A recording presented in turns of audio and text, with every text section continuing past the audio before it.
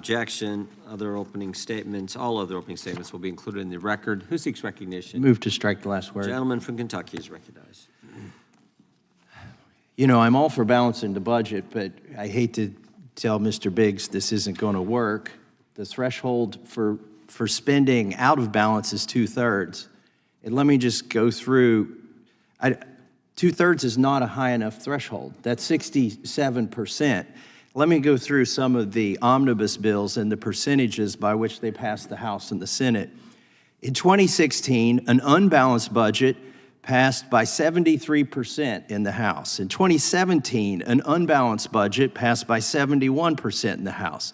In 2018, an unbalanced budget passed with 83% of the vote in the Senate. In 2019, 69% of the House voted for an unbalanced budget. In 2020, 68% of the House voted for an unbalanced budget. In 2021, 68% of the Senate voted for an unbalanced budget. In 2022, 68% of the Senate voted for an unbalanced budget.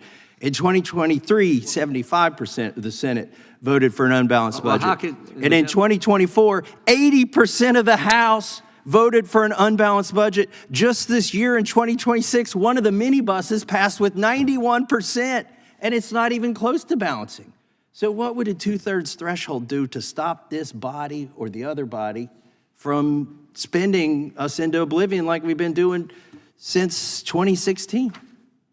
I just don't see it. Gentleman, yield for a question? I'll certainly yield to the chairman. Well, we just heard from the ranking member, he blamed it all on Republicans. It sounds like Democrats were involved in those numbers as well. Is that right? I think it's the Uniparty.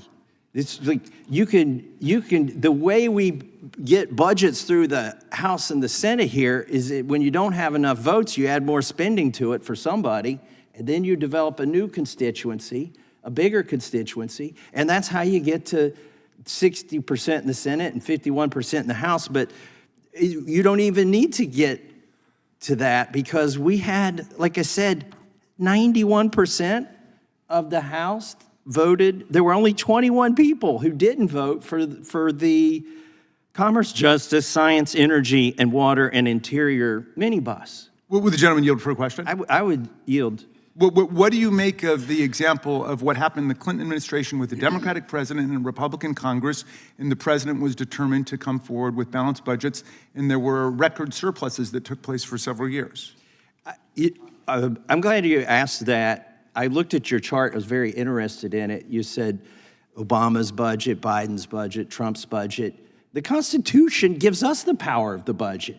We are the ones that spend the money, not the White House. If you want a chart and you want to reflect accurately who is bankrupting this country, don't put the president's name on the chart. Put the Congress, put who was the Speaker of the House at that time. And I think what you'll find is Nancy Pelosi is responsible for over 30% of all the debt ever accumulated in this country today when she was Speaker. Reclaiming my time, there's another problem that I have with this balanced budget amendment, the constitutional amendment. For any year in which there's a declaration of war, it doesn't apply.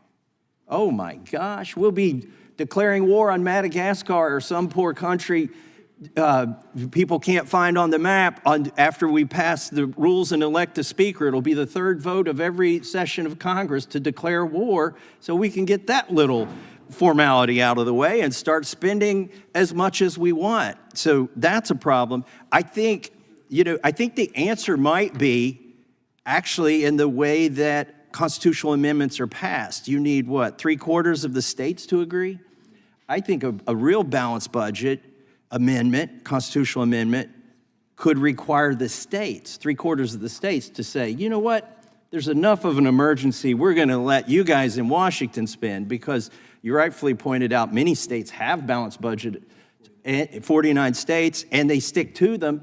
You can't trust anybody up here, Republicans or Democrats, whether who's in the White House or who the speaker is. So, I mean, I applaud the effort, and I know this thing is super popular, but if you're at home listening, just remember, every year we already pass a budget by more than 2/3. And when I say budget, I'm talking about an omnibus bill. It's not really a budget, it's just wanton spending and everything in one giant bill. It's always like a CR or an omnibus, like the one we're going to vote on tomorrow. It's got half of all of government in it. And these things pass with 2/3 votes anyway, so I don't think the threshold's high enough. And with that, I yield back.